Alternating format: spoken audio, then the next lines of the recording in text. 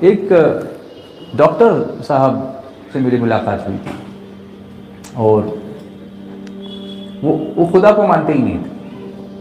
He was an atheist. I don't believe in God. I just believe in nature. میں صرف nature کو مانتا ہوں, خدا وغیرہ کوئی ہے ہی نہیں. تو کچھ لوگوں نے مجھ سے کہا کہ ان کے ساتھ ذرا بیٹھ کے بات کیجیے. بڑا چیلنجنگ ہوتا ہے. جو کسی خدا کو مانتا ہوں نا, اس کو ایک خدا کی طرف لانا اتنا مشکل نہیں ہے جتنا کہ جو خدا کو مانتا ہی نہ ہو اس کو سمجھانا مشکل ہے. مگر اس سے جب کرم ہوتا ہے تو حالات بدل جاتے ہیں. غم سبھی راحت و تسکین میں ڈھل جاتے ہیں. جب کرم ہوتا ہے حالات بدل جاتے ہیں. میں نے کہا اللہ کا نام لے کے میں بیٹھتا ہوں. دیکھو بولنا میرا کام ہے, ہدایت دینا اللہ کا ہے. تو میں میرا کام تو کروں, میں اپنا کام تو کروں. اور ہم یہ کہتے ہیں ارے چھوڑو, اللہ پر چھوڑ دو, جو ہوگا دیکھا جائے گا. سنو, یہ کہنا بھی خطرناک ہے. تم کو اللہ نے کوئی ذمہ داری دی ہے. اللہ فرماتا ہے کہ جب بندہ میری طرف ایک قدم بڑھتا ہے تو میری رحمت اس سے 10 قدم قریب ہوتی ہے. تو وہ ایک قدم کا انیشیٹو ہم کو لینا ہے, تب وہ 10 قدم قریب آئے گی رحمت. اگر وہ ایک قدم ہی آپ نہیں اٹھائیں گے تو آپ انتظار کرتے رہ جاؤ گے. آپ نے انیشیٹو کیوں نہیں لیا؟ جو شخص مجھ پر ایک بار درود بھیجتا ہے اللہ اس کے 10 گناہ معاف فرماتا ہے, 10 نیکیاں عطا فرماتا ہے, 10 درجے بلند. مگر پہلے وہ ایک درود بھیجنے کی شرط ہے نا. بھیجا ہی نہیں تو آپ بیج بوتے ہی نہیں ہیں اور فصل آنے کے کا انتظار کر رہے ہیں, تو پھر یہ ہماری عقل مندی ہے کیا؟ نہیں. میں نے کہا doctor please sit, we will discuss. What do you believe? آپ کیا بلیو کرتے ہیں؟ I don't believe in any god, I just believe in nature is happening and it's naturally everything is happening. جیسے کچھ لوگ ہوتے ہیں نا جو نیچرلی ٹائپ کے لوگ ہوتے ہیں, وہ اللہ پر یا کسی بنانے والے پر, کسی کریٹر پر یقین نہیں رکھتے. اور ہمارا کیا ہے یقین؟ قل هو اللہ احد اللہ الصمد لم یلد ولم یولد ولم یکن له کفوا احد. ہم میں سے بہت سارے ایسے ہیں جن کو اس سورہ اخلاص کا بھی ترجمہ معلوم نہیں ہوگا. I'm not blaming but I'm not claiming also but I am concerned. کہ توحید کی, خالص توحید کی جو صورت ہے, جو ہماری بنیاد ہے اور جس کو لے کر ہر نبی آئے, توحید اور رسالت کا پیغام لے کر کے, اس ایک چھوٹی سی صورت کا بھی ہم کو ترجمہ یا اس کی تفسیر ہم کو نہیں پتا. اگر ہم کسی سے پوچھیں کہ صمد کے معنی کیا ہوتے ہیں, نہیں بتا پائیں گے بہت سارے لوگ. کیا اس کے باوجود بھی اس نشش کی ضرورت نہیں ہے؟ کیا اس کے باوجود بھی آپ لوگوں کو قریب آنے کی ضرورت اور دوسروں کو لانے کی ضرورت نہیں ہے؟ Am I right? میں نعرے والی تقریر نہیں کر رہا ہوں آج. میں کچھ سیریس بات آپ کے سامنے رکھ رہا ہوں. آپ کے جذبات کو تھوڑا سا میں ابھارنے کی کوشش کر رہا ہوں. مجھے یقین ہے کہ اگلے ہفتے آپ خود دوسروں کو لانے کی کوشش کریں گے انشاءاللہ. تو ڈاکٹر سے میں نے پوچھا, اتفاق سے میں نے یہ پوچھا اس سے کہ what kind of doctor are you, what is your specialty? تو اس نے کہا I am an orthopaedic surgeon. Operations کرتا ہوں, آرتھوپیڈک سرجن ہوں. میں نے کہا doctor I will put in front of you a few situations which you might have encountered in your life and based on that we will continue with our discussion. آپ کی ہی field کے تعلق سے کچھ باتیں میں آپ سے پوچھنا چاہوں گا جو آپ ہی بہتر جانتے ہیں کیونکہ آپ اس کے ماہر ہیں. سچویشن نمبر 1, کیا کبھی آپ کے ساتھ ایسا ہوا کہ ایک پیشنٹ بہت سیریس ہو گیا, اس کو آپ نے what ever possible, best possible آپ نے اس کو سپورٹ دیا, لائف سپورٹ سسٹم دیا, وینٹیلیٹر دیا, آکسیجن لگایا, اینٹی بایوٹکس دی, اسٹیرائڈس دیے, واٹ ایور یو کوڈ آپ نے کیا. باہر نکلے آپ آئی سی یو سے, ریلیٹیوس کھڑے تھے اس کے, انہوں نے پوچھا ڈاکٹر صاحب کیسا ہے؟ بولے ہم نے جو کرنا تھا سب کر دیا, now you just pray for ہم. ڈاکٹر کہتا ہے کہ ہاں میں یہ تو بولتا ہوں now you just pray for ہم. میں نے کہا تم تو خدا کو نہیں مانتے نا ڈاکٹر, پھر وہ پرے کس سے کریں گے؟ وہ پرے کس سے کریں گے؟ whom are they going to pray it to? Somewhere in your mind you still believe that there is some supreme power which can cure him. You can't. تم نے کہہ دیا this much I could do, اتنا میں کر سکتا تھا میں نے کیا, اب میرے بس میں. جہاں آ کے آپ عاجز ہوتے ہیں نا, وہیں سے اس کی قدرت کا اظہار ہونا شروع ہو جاتا ہے. وہی خدا ہے. آپ کے سب کانشیس میں بھی کہیں ہے کہ کوئی پاور ہے, آپ اس کو ایکسپریس نہیں کر پا رہے, but you do believe it. جب آپ ہزاروں پیشنٹ سے آپ نے کہا ہوگا جسٹ پرے فار ہم, if you don't believe why do you سے؟ آپ کیوں نہیں کہتے ہو؟ تو اس کی آنکھیں تھوڑی چمکنے لگی. सिचुएशन नंबर 2, एक पेशेंट को आपने बहुत अच्छे से ट्रीट किया, आईसीयू से बाहर निकाला, जनरल वार्ड में लेकर के आ गए, एवरीबडी इज हैप्पी कि that patient has recovered well, has responded to the treatment very well, और आप एक दिन रिलेटिव्स को बुला के कहते हैं कि tomorrow we are going to discharge him from the hospital because he doesn't require any more hospitalization. You can take him home and then you can take some care at home. थोड़ी nursing आप घर पे कर लीजिए, he will be fine. रिश्तेदार खुश होकर चले जाते हैं कि कल हमारा पेशेंट घर आ जाएगा, मगर अल्टीमेटली रात में अचानक उसको हार्ट अटैक होता है and he collapses and he passes away, he dies. कभी ऐसा हुआ है? बोले हाँ, ऐसा भी हुआ है कि हमने पेशेंट को अच्छे से ट्रीट किया था, लेकिन अचानक ही कोलैप्स, और उसके बाद हम उसको रिकवर नहीं कर सके। मैंने कहा सब कुछ आपने किया, उसके बावजूद भी आपसे उसको छीनने वाली वो ताकत कौन है? आप बोलिए मत, बट आपको पता है कि वो ताकत अल्लाह है जो आपसे उसको छीन रहा है। आपके इख्तियार में कुछ भी नहीं है, आप सिर्फ ट्रीट करते हैं। मैंने कहा सिचुएशन नंबर 3,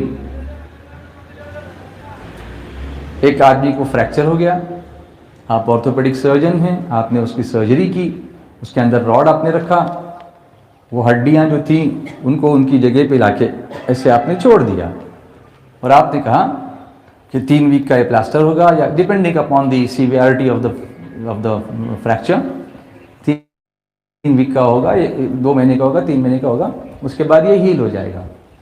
वो हड्डी जो टूटी थी वो 6 महीने के बाद जुड़ गई, वो आदमी चलने लगा दोबारा, जिसको पता नहीं था कि मैं वापस चल पाऊंगा कि नहीं चल पाऊंगा, लेकिन वो चलने लगा। आपने क्या किया? आपने हड्डी को उसकी जगह पर रख दिया, उसको जोड़ने वाला कौन? उसके अंदर वो सेल्स दोबारा प्रोड्यूस करने वाला कौन? अच्छा, ये सेल्स सिर्फ हड्डी में ही प्रोड्यूस क्यों होते हैं? अगर किसी का कान कट गया, उसको आप जोड़ने जाते हैं, तो फिर भी उसकी जो सिचुएशन होती है, हील तो हो जाएगा, लेकिन उसका शेप वो सेम तो नहीं। आप प्लास्टिक सर्जरी करने जाएंगे, लेकिन स्टिल द जो ओरिजिनलिटी उसमें होगी वो नहीं है, उसमें रीजनरेशन पावर नहीं है। लेकिन हड्डी में ये कुछ खासियत है कि वो दोबारा अंदर जो है दोबारा रीजनरेट हो जाती है। तो वो करने वाली ताकत कौन है? आप माने या न माने, वो कौन है?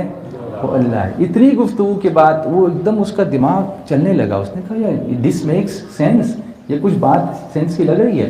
फिर मैंने उसको सूरह नहल की कुछ आयतें सुना, वल्लाहु अंज़ल मिनस समाई माअन फअहया बिहिल अर्द बअद मौतिहा इन्न फी ज़ालिका लआयतन लिक़ौमिन यस्मऊन व इन्न लकुम फिल अनआमि लइब्रा नुस्क़ीकुम मिम्मा फी बुतूनिही मिन बैनि फ़रथिन व दमिन लबनन ख़ालिसन साइग़न लिश्शारिबीन। मैंने उसको ये आयतें बताई कि अल्लाह ने आसमान से पानी उतारा, उसके बाद उसने ज़मीन को मरने के बाद दोबारा ज़िंदा कर दिया। ज़मीन मुर्दा होती है ना, जब मई महीना होता है, हमारे यहाँ की बात कर रहा हूँ, तो उस वक्त ज़मीन बिल्कुल मरी हुई होती है, लेकिन चंद पानी के छींटे क्या पड़ते हैं कि फिर उस ज़मीन में जान आ जाती है, उसमें पौधे आते हैं, उसमें जानवर चलने लगते हैं, उसमें परिंदे उड़ने लगते हैं, उसमें पतंगे उड़ने लगते हैं, उसमें तितलियाँ फैलने लगती हैं, उसमें फूल खिलने लगते हैं। उस ज़मीन को मरने के बाद किसने ज़िंदा किया? वो अल्लाह ने ज़िंदा किया। पानी के ज़रिए उसने हर चीज़ को ज़िंदगी दी, जिसके बारे में कुरान में भी फरमाया वजअलना मिनल माइ कुल्ल शैइन है, और हमने पानी के ज़रिए हर चीज़ को हयात बख्शी, ज़िंदगी बख्शी। तो वो बख्शने वाला कौन है? वो अल्लाह है। अगर आप पानी वहाँ पर गिराते हैं, पानी भी लिक्विड है, पेट्रोल गिराएंगे तो फसल नहीं उगने वाली, फ्लूइड वो भी है, खून गिराओगे तो नहीं पकने वाली, वो पानी ही चाहिए, पानी ही के जरिए से वो जिंदगी मिलेगी। और उसने कुरान में फरमाया हमने पानी के जरिए से ही जिंदगी बख्शी है। वो उठाने वाला कौन है? वो उसको बनाने वाला कौन है? बोलिए आप, कौन है? वो अल्लाह है। फिर उसने मैंने एक एग्जांपल और दिया वही आयत के जरिए से, अल्लाह तबारक व तआला फरमाता है कि तुम जानवरों की ज़िंदगी में अक्ल की जगह है, नसीहत लेने की जगह है। हम दूध बनाते हैं, कैसे बनाते हैं? अल्लाह ने फरमाया कि हम जानवरों के पेट में, जब जानवर खाता है खाना, चारा खाता है, अब आप देखेंगे इंसान का डाइजेस्टिव सिस्टम और जानवर का डाइजेस्टिव सिस्टम टोटली डिफरेंट है। ہمارے جو کمپارٹمنٹس ہیں وہ الگ ہیں، جانوروں کے جو کمپارٹمنٹس ہیں وہ الگ ہیں. ہمارا ایک ہی اسٹمک ہے، ان کا ایک پہلے ریزروائر ہوتا ہے، اس کے بعد دوسرا پارٹ ہوتا ہے، پھر تیسرا پارٹ ہوتا ہے، پھر چوتھا پارٹ ہوتا ہے، وہاں سے پش ہوتا جاتا ہے. ایک بار وہ کھا لیتے ہیں، اس کو سٹور کرتے ہیں، پھر باہر نکالتے ہیں، پھر جگالی کرتے ہیں، پھر ریٹرن اندر لیتے ہیں، تو پھر پہلے پارٹ میں نہیں جاتا، وہ والو ایسا ہے کہ اس کو دوسرے پارٹ میں پش کرتا ہے. یہ سب بنانے والا کون ہے؟ سب چیز پرفیکٹ بنائی ہے اس نے. وفی انفسکم، آپ دیکھو، تمہارے خود اپنے اندر دیکھو، اس کی قدرت کی نشانیاں تم کو نظر آئیں گی. تو پھر وہ اچھا دوسری چیز، اگر ہم لوگ کہیں گرا ہوا پانی پی لیے تو ہم کو تو ڈائریا ہو جائے گا نا، فوراً جلاب لگ جائیں گے، دوسرے دن تو ہم کام پہ بھی نہیں جا پائیں گے. وہی گٹر کا پانی بھینس پیتی ہے، اس کو کچھ نہیں ہوتا. کبھی اس طرح سے جانوروں کو دیکھا آپ نے کہ اللہ یہ کیسا سسٹم تو نے بنا دیا کہ وہی مائکرو آرگینزمز جو ہم کو دوڑاتے ہیں وہ ان کا پیٹ بھر رہے ہیں.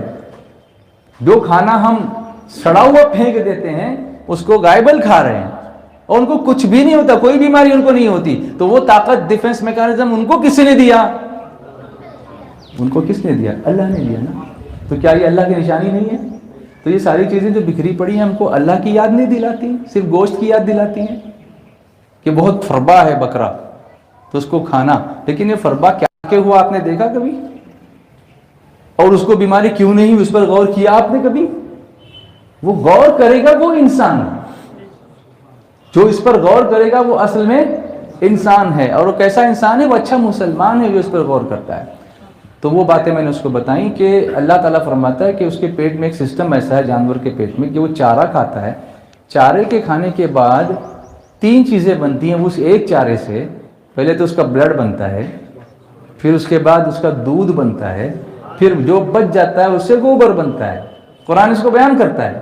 وہ کون سا سسٹم ہے فلٹریشن کا کہ گرین کلر کے ایک ہی چارے سے 3 چیزیں نکلتی ہیں. خون کا رنگ لال ہوتا ہے، گوبر کا رنگ ہوتا ہے کبھی ہرا کبھی کیسا، اور دودھ کا رنگ سفید ہوتا ہے. ایک ہی چینل سے تینوں آگے بڑھتے ہیں، لیکن نہ خون کی بو دودھ میں آتی ہے، نہ گوبر کی بدبو دودھ میں آتی ہے، بلکہ وہ خالص دودھ اس میں سے فلٹر کر کے اللہ اس کو ادھر کرتا ہے، اس کو ادھر کرتا ہے، اس کو ادھر کرتا ہے. تو جو اللہ تبارک و تعالیٰ اس سسٹم میں سے 3 الگ الگ چیزیں نکال کے ان کو مکس نہیں ہونے دیتا، وہی تم کو مرنے کے بعد مٹی میں ملنے کے بعد بھی وہ اٹھا سکتا ہے نا. اب یقین جانیے اس ڈاکٹر نے مجھ سے کہا کہ مجھے 5 منٹ کا ٹائم دو. باہر گیا، روم کے باہر چلا گیا. میں نے سمجھا یہ تو گیا، لیکن وہ گیا تھا آنے کے لیے. باہر کچھ مسلمان بچے کرکٹ کھیل رہے تھے، اس میں سے ایک بچے کے سر پہ ٹوپی تھی. اس نے کہا بیٹا ذرا ادھر لاؤ، یہ ٹوپی مجھ کو دو نا. وہ ٹوپی پہن کے اندر آیا، مجھ سے کہا مجھے کلمہ پڑھا دینا.